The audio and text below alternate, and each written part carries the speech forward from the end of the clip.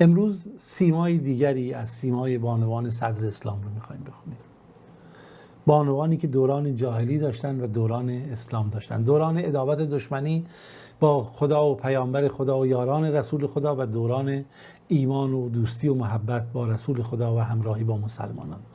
برای این بانویی که امروز میخوایم داستان ایشون رو بخونیم، ام حکیم بنت حارث رضی الله عنها هست، زن مؤمنه‌ای که همسر اکرمه ابن ابی جهل، خود اکرمه ابن ابی جهل هم خب هم مجاهده هم صادقه، اما اینجوری نبودن اینا. اول داستان فرق میکنه. خب پیامبر خدا صلی الله علیه و آله 20 سال دعوت خودش رو آغاز کرده بود، جنگیدن، بالاخره تحت سختی قرار گرفتن، رنج‌های فراوان، مشرکین گوش نمی‌کردن حرف رو، به مرحله رسیده بودن آقا میگفتن چشم و گوش‌های ما بسته است. آیه 5 سوره فصلت همین میگه قالوا قلوبنا غلف، قلب‌های ما دیگه قفل زده شده، ما به هیچ کار نداریم، قلب‌های ما دیگه قفل زده شده، فی اکنه، یعنی اصلا پوشش هم روش خورده، ما تدون الیه، اینقدر چیزی تو هر چی بگی ما به گوش ما چیزی نمیرسه، قلبامون درک نمیکنه، فی آذاننا وقر، گوشامون هم پلم شده، گوشامون هم دیگه چیزی نمیشنوه، میگه و من بیننا و بین که حجاب، بین ما و تو هم فاصله است. این گونه با اسلام برخورد میکردن، بین ما هم فاصله است، آقا برو راه خودت، فعمل اننا عاملون، تو هم برو هر کار بخوای بکنی محمد، ما هم داریم کار خودمون میکنیم. این گونه برخورد میکردن. اونها با پیامبر دشمنی میکردن، پیامبر با اونها محبت میکرد. اونها با پیامبر بدی میکردن، پیامبر با اونها نیکی میکرد. چرا که پیامبر نیامده بود برای کشتن و نابودی، پیامبر اومده بود برای هدایت، برای رحمت، برای نجات انسانها. پیامبر میگه حکایت من اینه کسایی که میمونن که دارن خودشون رو با آتش میزنن، من میخوام این از آتش نجات بدم، و این رحمت هست حتی با سخت‌ترین و بدترین دشمنان خودت. اینا به پیامبر شکنجه دادن، سختی دادن، در شب ابی طالب محاصره کردن، اخراج کردن از مکه، جنگ کردن، کشتن، انتقام گرفتن.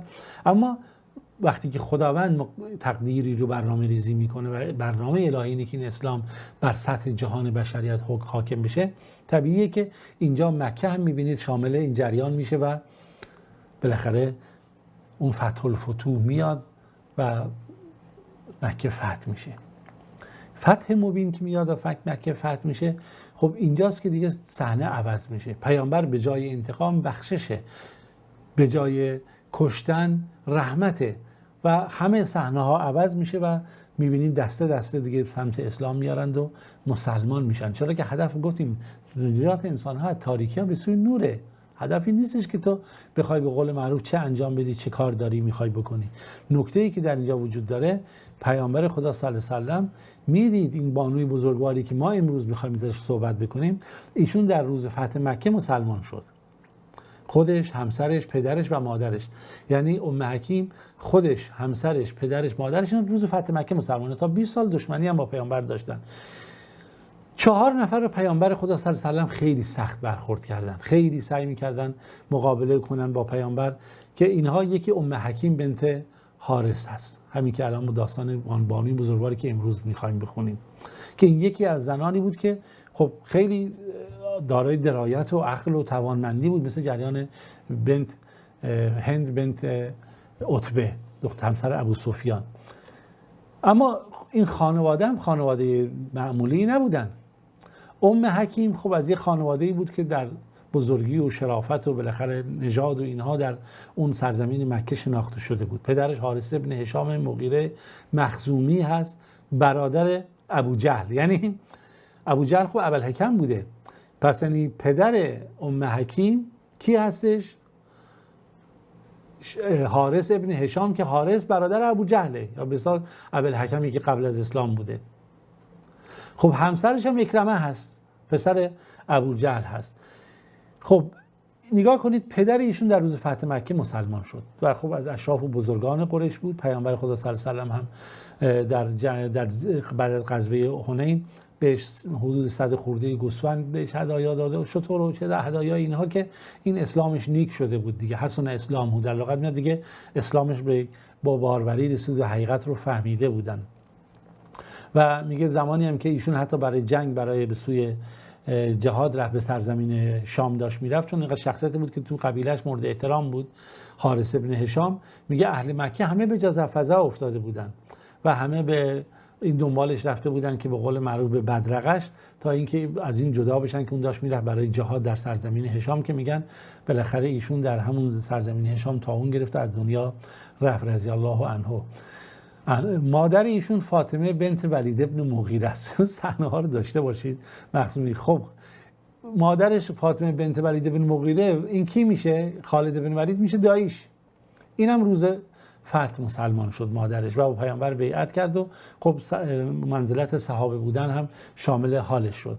و خب یه روایت هم از پیامبر ایشون میگه نقل کرده. در هر صورت مواردی که ما میخوایم امروز نقل بکنیم اینه داستان ام حکیم بنت حارث. خب این موقع تمرکز رو این داشته باشیم، چرا که همسر ایشون اکرمه هست، اکرمه ابن ابی جهل. اینم جزو کسایی که پیامبر بالاخره دستور داده بود که بالاخره این کشته بشن به خاطر مخالفت و بدیهایی کرده بودن، حجب پیامبر کرده بودن، قتل و غارت کرده بودن، اینجور موارد بودش. اما واقعیت اینه که ایشون هم مسلمان شد. اکرمه هم مسلمان شد. وقتی مسلمان شد پیامبر حتی بهش خوش آمد گفت مرحبا بالراکب المهاجر. ببینید داستان هجرتش چجوریه.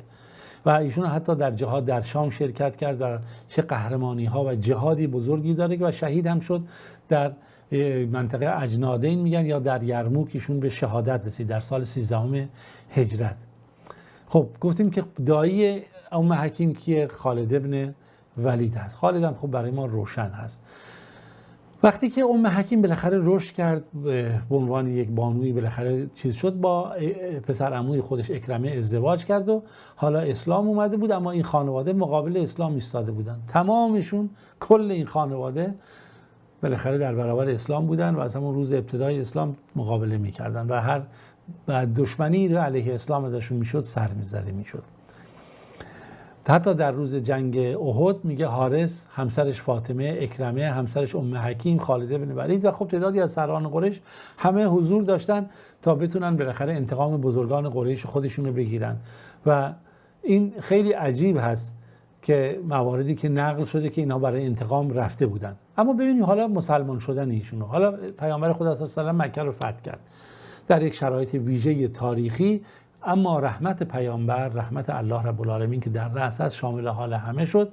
همونجوری که شامل حال مؤمنان بود، حامل کفار هم شد و اینا یکی که پیامبر بخشید و همه ایمان آوردن و این عفو و بخشش بزرگ شامل حال همه شده بود و گروه می اومدن. ام حکیم هم جزو کسایی بود که اومد پیش پیامبر خدا صلی الله علیه و سلم، بالاخره با زنان دیگه، و اونجا اسلام خودش رو اعلام کرد. و از اون روزی که این مسلمان شد پیامبر خدا صلی الله علیه و سلم هم نسبت به ام حکیم توجه خاصی داشت، اکرامش میکرد. بالاخره قوم خویش بودن، بحث ایمان بود دیگه، حالا دیگه باز شاگردان پیامبر بودن.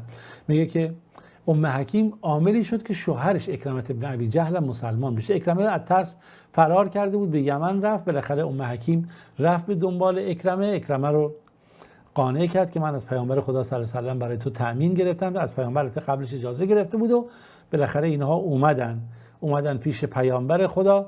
و جالب اینجاست که اکرمه خب همسرش بود، میخواست بالاخره کنار همسرش باشه. گفت نه، من با تو صحبت نمی کنم مگر اینکه تو مسلمان بشی. تا تو مسلمان نشی، حالا درسته پیامبر به تو تأمین داده، به تو امنیت جانی داده، اما تا تو مسلمان نشی حقی نداری که همسر من باشی. و میگن که بالاخره ایشون اومد پیش پیامبر خدا صلی الله علیه و سلم، مسلمان شد. پیامبر وقتی که اکرمه اومد، میگن که گفت نیا کنیم به یارانش، گفت خبر شده که داره اکرمه، گفت یاتیکم اکرمه داره میاد، مؤمن هست، مهاجر هست، سعی کنید فلا تسبوه اباها، به پدرش دشنام ندید. چرا که با دشنام دادن به مرده زندگان اذیت میشن، آزار میبینن و به مرده هم دشنام شما نمیرسه. خیلی نکته جالبه، پدرش دشنام ندید. ابی جهل با این همه چیزها که این ممکنه پسرش آزار ببینه و اون مرده هم با فحش شما بهش چیزی نخواهد رسید. خب گفتیم اکرمه در این مسیری که خب پیامبر خبر شده بود داره میاد، خب از همسرش خواست که با هم باشن. گفت نه، تو کافری و من مسلمانم و اسلام بین من و تو فاصله انداخته. نشون میده که اینا از همون وقتی که اسلام رو میپذیرفتن حقیقت ها رو میفهمیدن. و پیامبر خدا وقتی این اومد بلند شد، بهش خوش آمد گفت و خیلی خوشحال شد از اینکه بالاخره این دید اومده. همسرش هم اونجا ایستاده بود. بعد گفتش که محمد به من خبر داده که همسرم که تو منو تأمین دادی. پیامبر گفت راست گفته همسرت، تو در امنیت هستی. اکرمه گفت حالا که اینجوری اشهد ان لا اله الا الله و اشهد ان محمدا عبده و رسوله و شهادت رو داد و از اون لحظه به بعد ایمان آغاز میشه. میگه اکرمه سرش انداخته بود پایین، رسول خدا صلی الله علیه و سلم گفت اکرمه از من حالا یه چیزی بخوا که تا به حال کسی نخواسته من به تو بدم. یا کن صحنه خیلی جالبی، اکرمه مسلمان شده، اومده روبروی پیامبر خدا صلی الله علیه و سلم، در اون حالت خب خجالت میکشه، شرمش هم هست. خب گفت محمد صلی الله علیه و سلم میش گفت از من چیزی رو بخوای تا به حال به کسی ندادم، تا اونو بهت بدم. اکرمه گفت فانی اسالک ان تستغفر لی، من ای محمد از تو میخوام که برای من طلب بخشش کنی. ان کل عداوت عادیتکها، در هر دشمنی که برایت انجام دادم، از کوچکترین ریز تا درشت، از شما میخوام که برای من طلب بخشش بکنی. من از شما اینو میخوام، مال دنیا رو از شما نمیخوام. میگه رسول خدا صلی الله علیه و سلم گفت اللهم اغفر له، خدایا ببخش برای اون، کل عداوت، هر دشمنی که آدانی ها با ما دشمنی کرده، او مرکب او دعفیه یرید ان یصد عن سبیل، یا اسبی رو که مثلا زین کرده برای اینکه راه خدا رو بیان، هر دشمنی هر کار کرده خدا اون رو ببخش. بعد دیگه رسول خدا صلی الله علیه و سلم خب بهش اجازه داد و عقدشون کرده، گفت حالا دیگه شما میتونید ازدواجتون برقرار با هم زندگی داشته باشین. اکرم گفت یا رسول الله، من از این لحظه بعد همان گونه که در گذشته هیچ کوتاهی نمی کردم انفاق و خرج در راه مقابل با شما، از الانم و در راه خدا از هیچ چیزی دریغ نخواهم کرد. از مال و دارایی و جان و زندگیم رو در راه خدا و دین خدا قرار خواهم داد و چنان جهادی بکنم در راه خدا، به پیکاری بکنم تا خدا از من راضی بشه، بتونم جبران بکنم تمام اون گذشتگی که داشتم. الحمدلله اسلام اکرمه بن ابی جهل اسلامی کامل و پخته و خوبی شد که گفتیم که ایشون تا زمانی که رسول خدا صلی الله علیه و سلم زنده بود کنار پیامبر دیگه بود و پیامبر هم از ایشون راضی بود. ام حکیم با همسر خودش به طرف شام رفت. حالا چون زمان گذشت من میخوام ادامه داستان رو بذارم برای جلسه بعد. این داستان ها خیلی زیباست، ما بعد ازش پند بگیریم. با ما همراه بشید تا ادامه داستان رو بتونیم در جلسه بعد خدمت شما ارائه بدیم که زیاد سنگین هم نباشه، خسته هم نشید. خدا یار و نگهدارتون باشه تا اون موقع.